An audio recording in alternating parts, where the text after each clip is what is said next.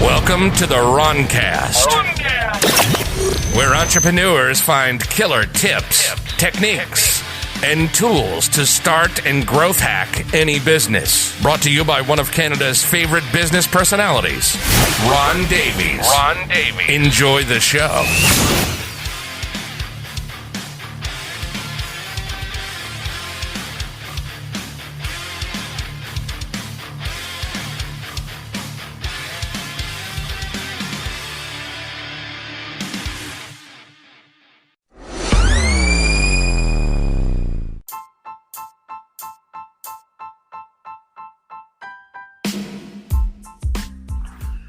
Hi, all, and welcome back to the Roncast. I'm your host, Ron Davies. Today, I want to do an insert for you guys that's a little bit different from the trend that we've been on with respect to COVID-19 business SOS. And the reason I want to do this, I guess it would kind of fit with it, is because I feel obliged to help you guys put up your defense shields a little bit. And I don't mean your defense shields around COVID-19 itself. But what's been happening is because predators know that people are spending time at home, predators know that people are concerned about their income, they're concerned about job loss, revenue loss, legacy loss, potentially having to work longer before retirement. The predators are all out in Facebook ads. They're all out in Quora ads. They're out there in Twitter ads. And they're pitching you on everything under the sun.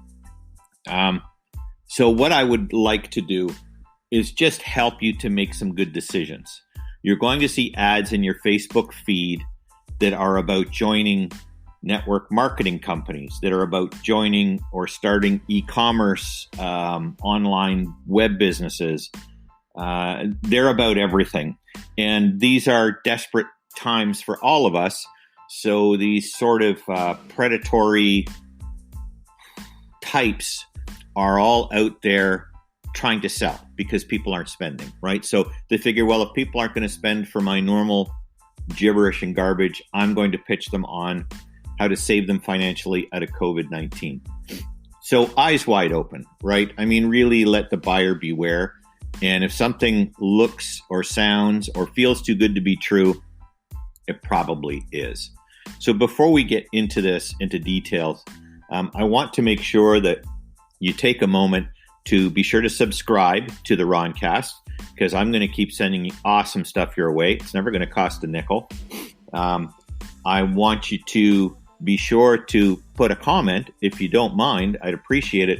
And actually, if you put your email address in the comment, I will send you a few bucks in order for you to go to Starbucks and buy a coffee on me. If we can't sit and chill together, at least I can buy you a coffee. I guess you can't even sit in Starbucks right now, so you'll have to go through the drive-through. But nonetheless, do that. If you put a comment up and a review up, kind of thing, and subscribe, that's a huge help to me, and that keeps me going, and it tells me that I'm giving you what you want. So here's the thing with the online world. Okay, guys, back in 1997, my brother and I were two of the first real Canadian pioneers in digital marketing.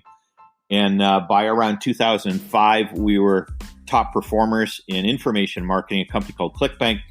And Rick and I spent some time and energy getting out into the conference circuit and speaking to businesses on how to use digital business, how to generate leads online, and how to help small businesses. You know, it's not really unlike what's happening now. But let's just say that we became pretty good at what we were doing. So we got hired by a lot of companies that were everything from Avon, Mary Kay, New Skin, Melaleuca, all kinds of network marketing companies hired us to help them figure out how to do what they were doing better online. I forget. There was one that was... It was really a big deal here in Canada, and the guy that we helped coach in Ottawa, Ontario, got such a high rank that the company had to create a new rank for him, and that was just from us helping him pioneer in social media marketing. I was the advisor to the PR advisor for the Obama election campaign, and as you know, Obama got elected in social media.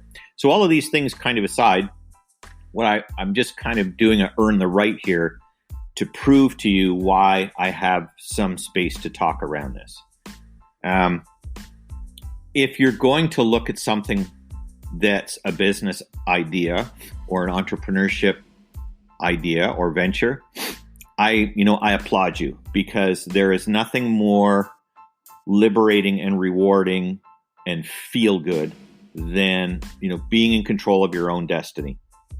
Honestly, where I live on a private drive that has, I would say, upscale homes. I don't want to sound like that guy, but upscale homes on a private drive. And my neighbors are professionals and business owners, and they head off to work in the morning, and I'm out in the front yard with my putter practicing. And when they asked me, what do I do for a living?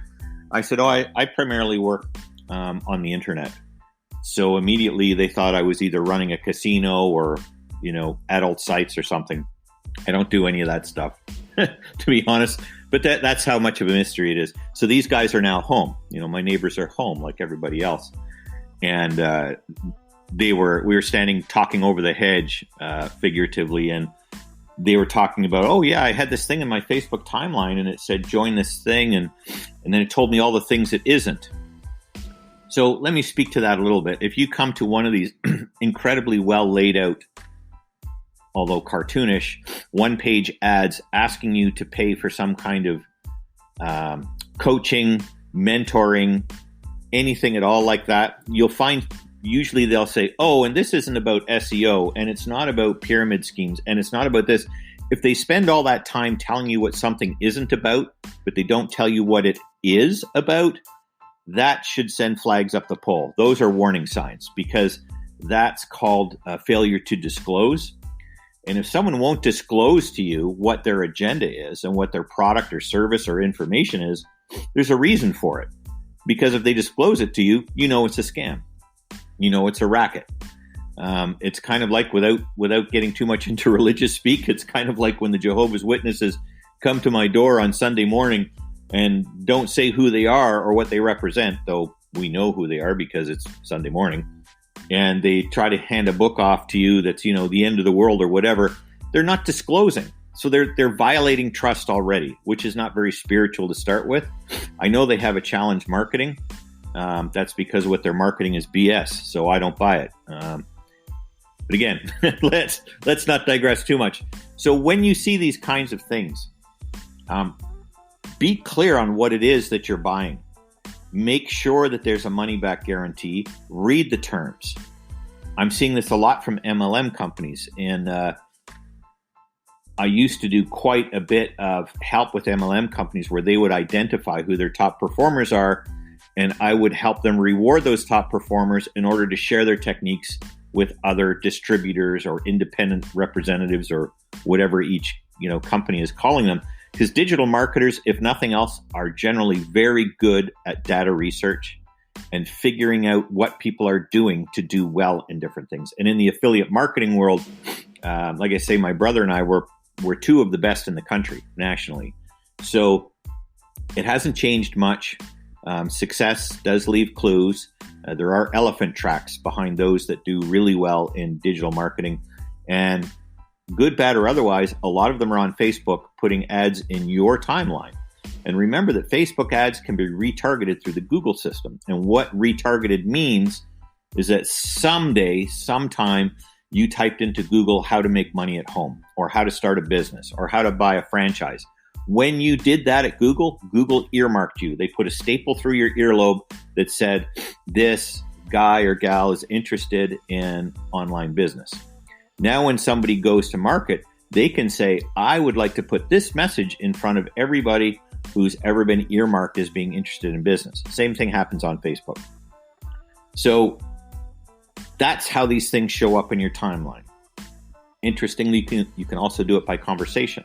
If you have the Facebook app, not the Messenger app or the Facebook Pages app, but the actual Facebook app in your smartphone, and you have a conversation in the room in the quote-unquote off Facebook mode, Facebook is still listening to your conversation.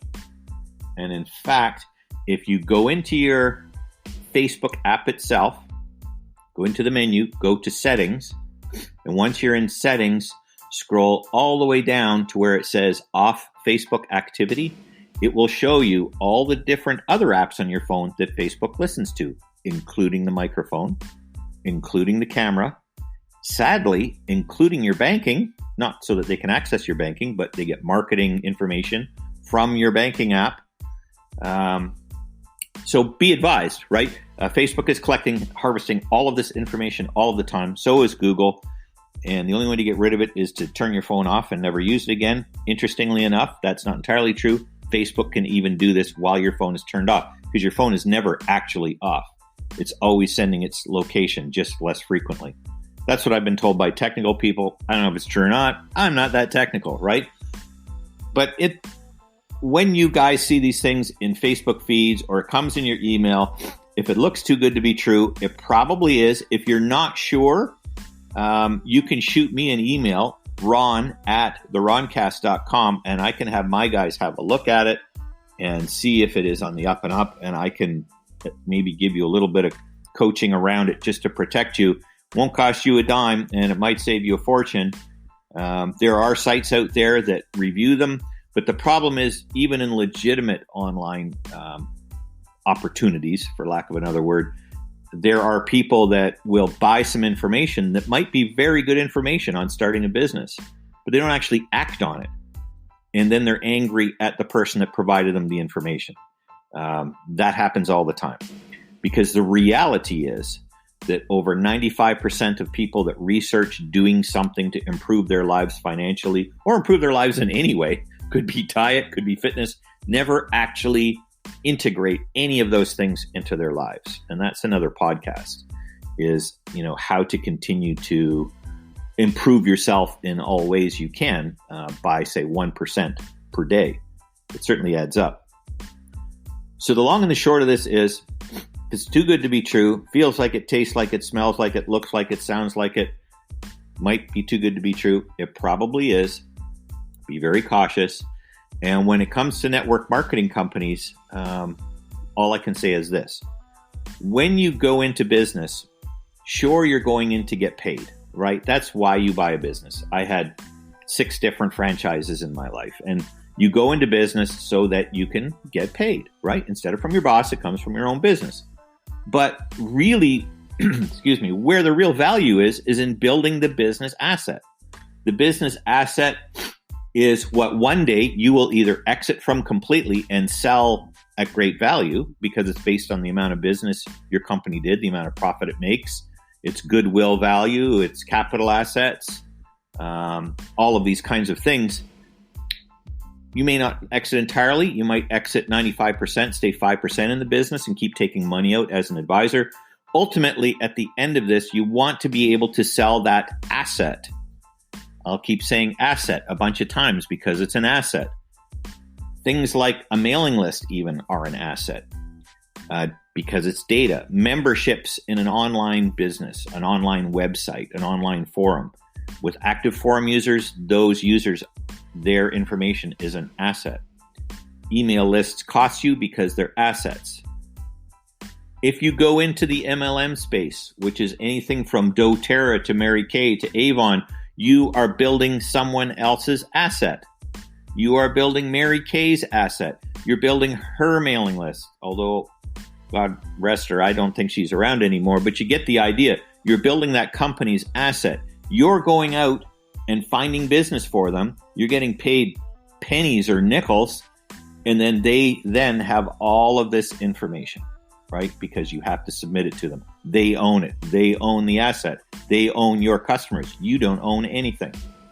So if you're okay with that, and sometimes network marketing is good for people just starting in business, just to kind of learn the ropes, because so much of it is pre-designed. Same with franchising. Franchising is kind of halfway between network marketing and doing a startup yourself, right? Franchising, you still have a whole bunch of rules that are quite constrictive. They're called compliance regs. But you also have a great book that tells you exactly how to run that franchise as best the franchisor can tell the franchisee. So you as buying the franchise or the franchisee The franchisor would be like McDonald's Corporation, for example.